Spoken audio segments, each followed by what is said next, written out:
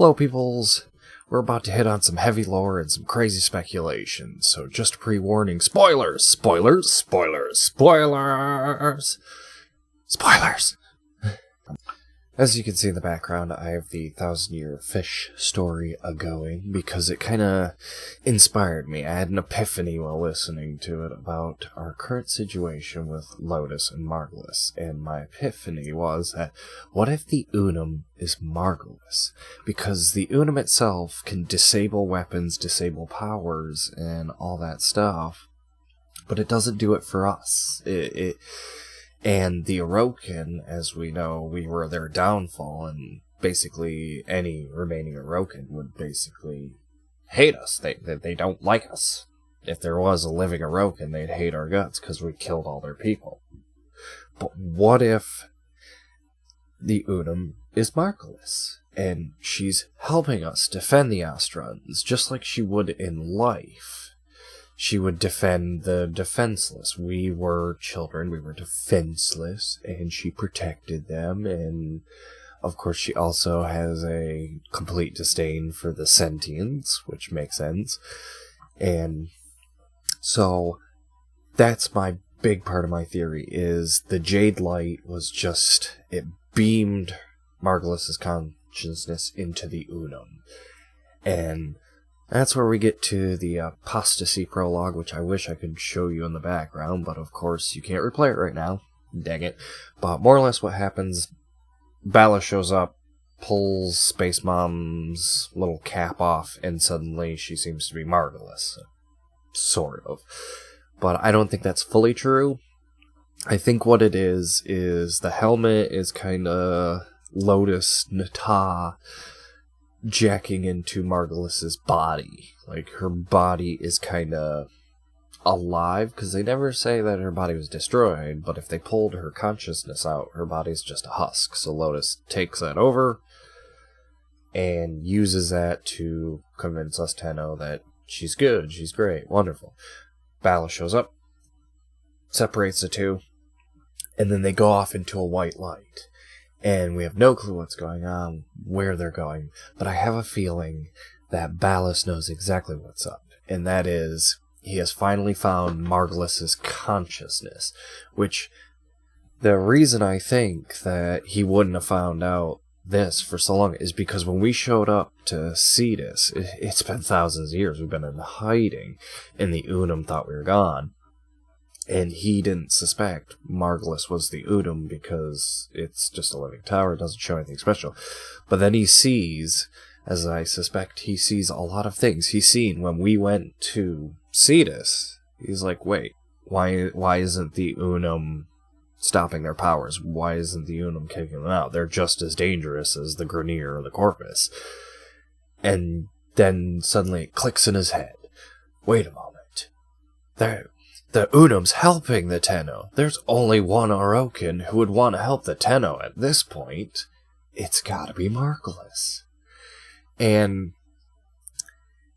it just clicks in my head. It makes sense. Margulis is indeed the Unum. Her consciousness is in there. She doesn't fully remember, it's just like Ordis and Ordencaris. His memories are kind of expelled. It's been thousands of years. And so we finally get to see the fruition of it all, that he grabs what is essentially now kind of a mindless body that is alive, this blank slate, because suddenly it's not, we're not hearing the Lotus really talk, they're just kind of, let's go with it, like a mindless husk may. And so he guides this quasi-zombie, most likely through the light, to the Unum, in which then, Ballas, being the engineer, the genius he is just gonna pull the Unum's consciousness, put it back into the body, and that's how we get Margulis back. So Margulis may not have been dead at all. I mean, this is wild speculation. This is way off the beaten path in a sense, but it does make a little bit of sense, because we have not seen or heard anything about the Living Tower. We haven't been in it. The only thing we know is it's empathetic, it's generous, it's caring, which doesn't seem to be something that's common with many other Rokins. They seem to be kind of laser focused, Suda being, kind of this knowledgeable person and curious about everything, and then Cimaris, who's strictly about archiving everything. But Margulis, as an Archimedian, only showed that she was a psychologist, an empath, a very caring person, and that's what the Unum portrays. It sacrifices pieces of itself, much like Margulis did for us, for the people so they live, while protecting them from the sentients. So, I don't know. Tell me if I'm crazy in the comments below. Tell me if you think I'm right. Let me know if you feel like I'm in the ballpark, or if you have an even better theory. Let me know. I'm excited for the sacrifice. I can't wait to see what they're going to do. That little teaser is just so tasty. I want to replay it just so I can check every little detail, look in every corner, see if I missed something I didn't. Anywho, thank you for watching, and I will see you peoples in the next video.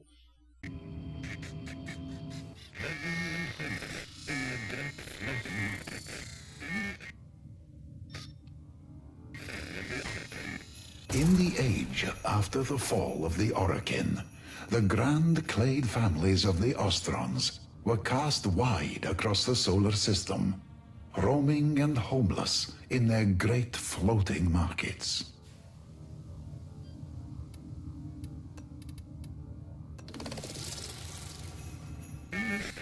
In this time, two young people were in love. The woman, Erfriha, and the man, Mirza.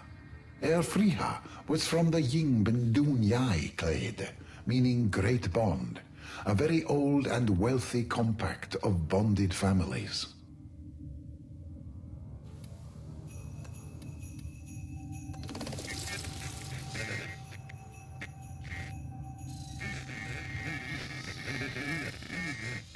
Mirza, however, had no clade, his family having been shattered by the Grineer many years before.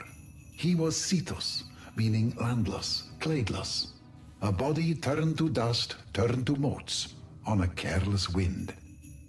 Efria belonged to families within families. Mirza was alone.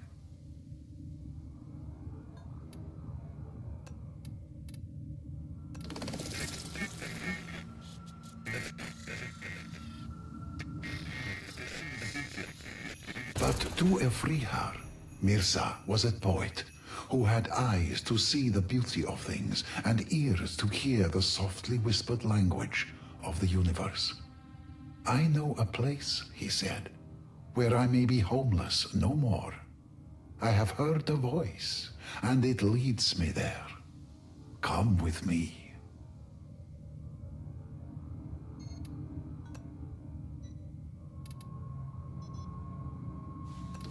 But Elfriha's father was a man made foolish by his wealth, and vociferously disapproved of their love. Mirza was cast adrift from the floating market that was home to his one true love.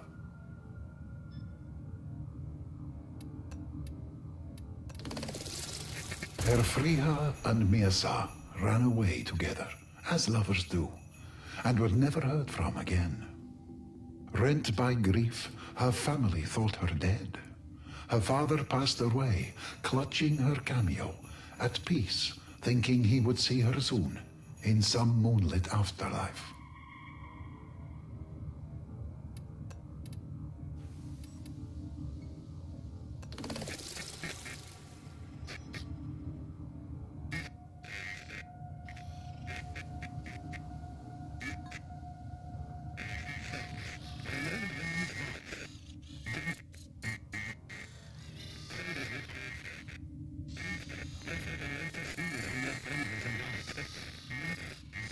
Decades later, ships entering ancient Earth's orbit were hailed from the planet's poisoned surface by an old woman's voice, gentle and knowing.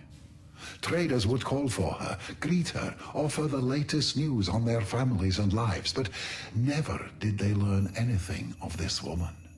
save that she had a husband and they were, somehow, happy living on the toxic skin of that hostile world.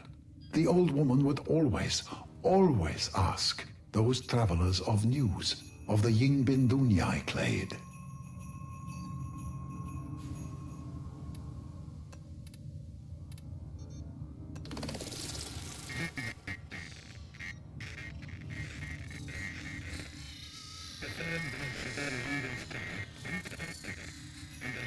Yingbindunyai junkers came searching for a sign of their missing daughter. The frail voice of their long-lost child reached out to them, and there was much joy. "You will find us," her message said, "by the light of our love."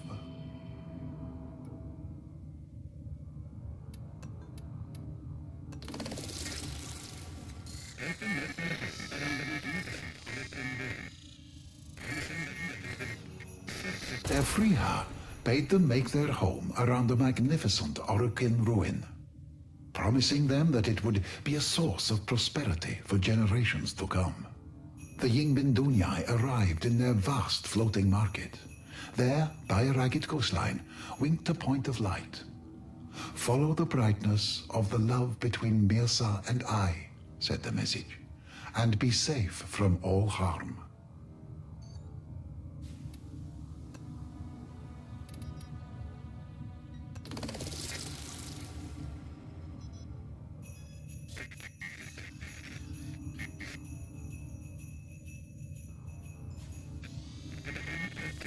The wrathful Grineer took umbrage at this, and sought to block their passage, but upon approaching that ancient Orokin tower, found their transmissions silenced, their engines turned cold, and their weapons reduced to lumps of dead iron.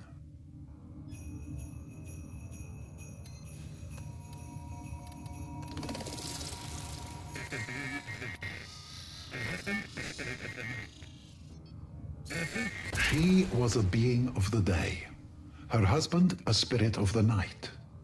Erfriha was a woman of the land, Mirza a man of the sea. Mirza understood the crushing weight of time in which air existed. In return, air gifted pieces of its ancient self to Mirza, old things shaped to near shapelessness by 1,000 years beneath the waves. Mirza was a man dedicated to finding the sacred in the forgotten, the neglected, and took wisdom from them.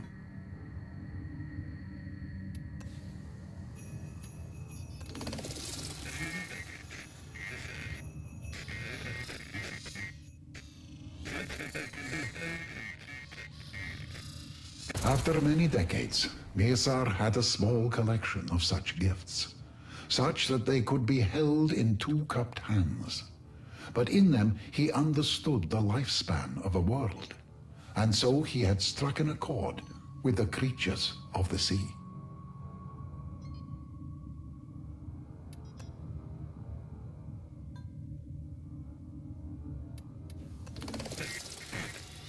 For her part, in her times alone, Elfriha came to know the birds and animals of the plains, and likewise struck an accord with them.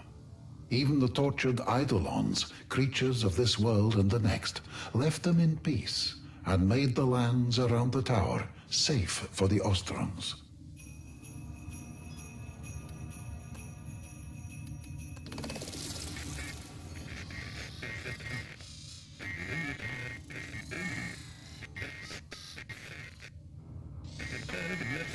At the center of this place was the tower, and within the tower was the Unum, the voice, the force that had called Mirza and Elfriha there so many years ago for this exact purpose. But the Unum is a being for another time, and another story.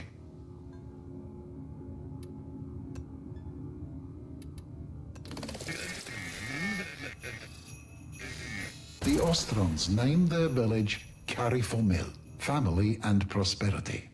Erfriha was overjoyed to see her clade again, but Mirza would not enter Carifomil, for he had no family save Erfriha. Erfriha was drawn to her clade, and Mirza felt no resentment. She would one day return to them. Mirza had known it would be so.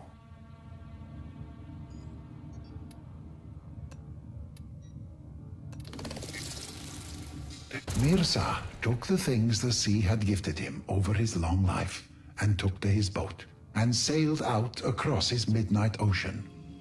He returned those gifts to the deep and himself to them too.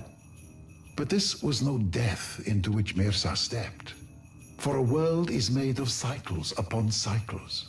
Mirza stepped into his midnight ocean, falling down into it. And the deeper he sank, the larger he became. This is how the oceans of came to be the home of the 1,000-year fish, legendary, vast, reclusive, the rare sight of which changes men. One of the great ancient spirits of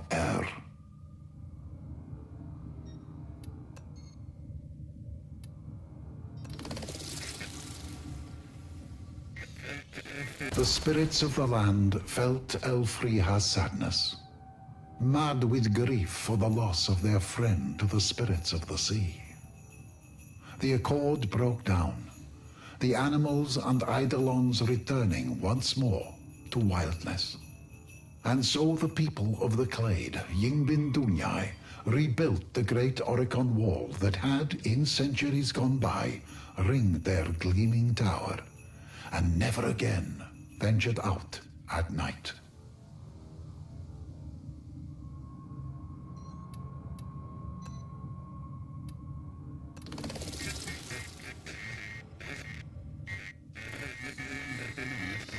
The villagers decided as one that their home would no longer be known as Carifamil, family and prosperity.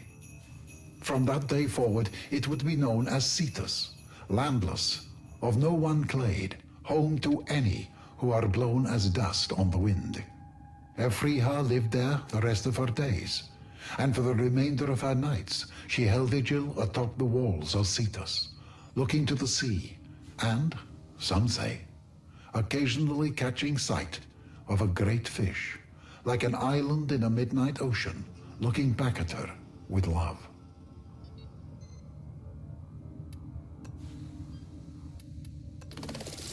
It is said that Mirza continued to watch over the deep, as he had always done, and Elfriha the land. Often she would stand by her husband's sea, speaking in the language only those bound at the soul can know.